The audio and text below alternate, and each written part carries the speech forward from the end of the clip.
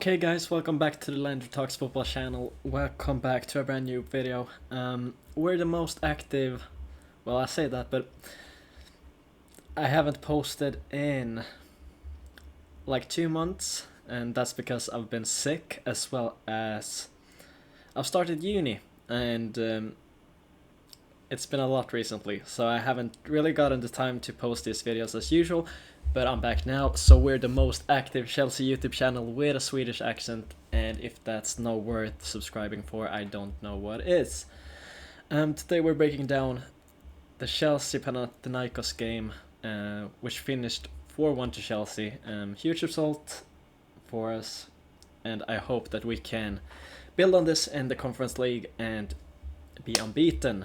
So starting off with, what a game from Mudryk and Joao Felix. Mudryk with 2 assists, 1 goal, and Joao Felix with 2 goals and an assist from Pedro Neto. And then the penalty, Joao Felix getting a penalty. Not really, he crossed the ball in and it ended up at the defender's hand, so Nkunku slots it in for 4-0. But the critique I do have for Joao Felix is that after the 4-1 goal, after the substitutions were made, he became pretty much invincible. He looked pretty tired, I would say, and I think that's quite funny considering he's not playing a lot of games at all. So I would like to see him give it all to score the hat-trick, and it's a shame for Chukwuemeka and Tyreek George, who came in and looked pretty good, I would say. But the problem is that a lot of the players had already kind of switched off when they came on, and you could see that there were certain players that still were trying to score goals and move forward, such as Kukureya, Chukwuemeka, as I said, and Tyreek George. But a lot of the players were just stagnant and didn't want to play. It kind of looked like. Going back to Mudryk, I'm pretty pleased to see him score again.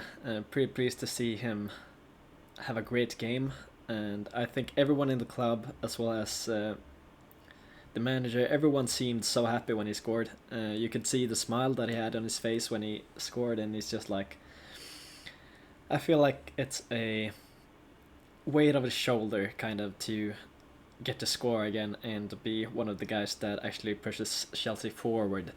The wingers in general, Pedro Neto, Tyreek George, Mudryk, everyone on the wings were so good today. I would say that in the first half, the threat of the wingers alone were pretty good. And in goal, Jørgensen. I would like to give him his flowers, because in that first minute of the game, he does a match-defining save that probably saves us the game. I say that lightly, but you can't say for certain that if that's a goal, the energy in the stadium and the energy of the fans and the energy of the players in general, if they lead with 1-0 after 1 minute, it could have been a completely different game. I feel like it would have given them energy to back up, track back the runs and everything, and just be more decisive in everything that they do. But when we instead come to halftime with 1-0 in our favor, they kinda didn't have anything to hope for anymore. And as usual, Chelsea comes out in the second half and just looks so much better than they did in the first half, and that's credit to Maresca. The back line. Kukureya looked like he gave his all the whole game. Would say that he had a great performance. Renato Vega, also great. Don't have anything bad to say about it. And Disasi looked a little bit... I mean, I didn't see anything. He didn't do any mistakes, and he didn't do anything kind of special, apart from when he did a 2-footer and almost got himself a goal. Looked like prime Ronaldo. But Badiashile,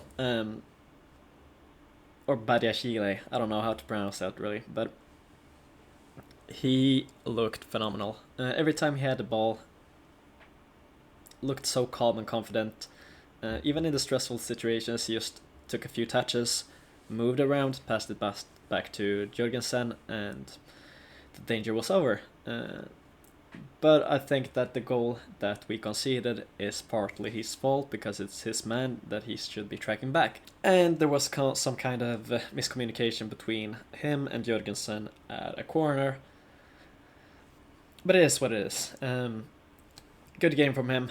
Apart from those two mistakes, I would say that he had a blue box. Shout out to George Benson. Midfielders, I would say Dewsbury Hall. You see that he is accustomed to the system that we're playing in. It feels like he's at the right spot every time, and he does the correct decisions, but I feel like his technique and his level in general and his ability to play football is lacking. It's not as good as any of the other alternatives that we have, and I would like to see Chukwuemeka start the next game, because I think that every time we've seen him on the pitch he looks so good, and I would just like to see him with the creativity moving forward, such as Joao Felix was today. I think that Chukwuemeka could do the exact same. So yeah. Moving on to Enzo Fernandez, and this is a difficult one, because he should be the player in this team that is the most consistent, the player that everyone else in this kind of squad, when we have our second team, looks up to. But I feel like he was one of the guys that just misplaced passes, and I'm so worried about him in general. I think that we have to do something. And to see him play this much of the game kind of insinuates that Lavia will play against Newcastle on Sunday, I believe. And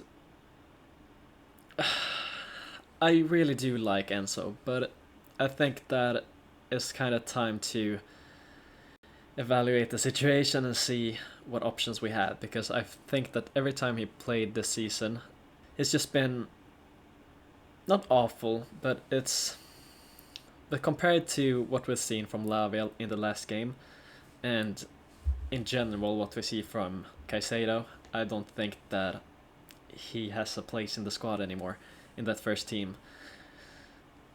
And that's disappointing, considering how much we signed him for and how great he has been for Argentina. And yeah, I don't know.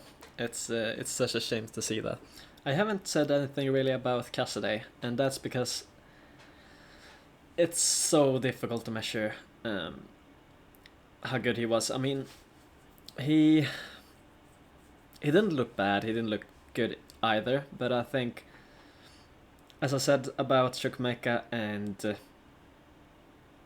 Tyreek George, it's so difficult to see what the actual level is, because I think that half the team was switched off, and that's kind of concerning. But yeah, in general, great game. 3 points. Went there, did exactly what we had to do, and now we have to look forward until this game this weekend against Newcastle, which should be exciting. I don't really know what to expect from that game, but we'll get to that when that comes. I will start posting again, and we'll have a match preview for that. In general, great performance, great decisions by Maresca. If I had done anything differently, it would probably be to sub off Felix in that after 80 minutes maybe, because I feel like he wasn't trying as much as he should do to get a hat-trick, and he just looked like he went in all the duels with a 50-50 kind of attitude. Didn't look hungry for more, you know. Haven't talked anything about Mark Yu.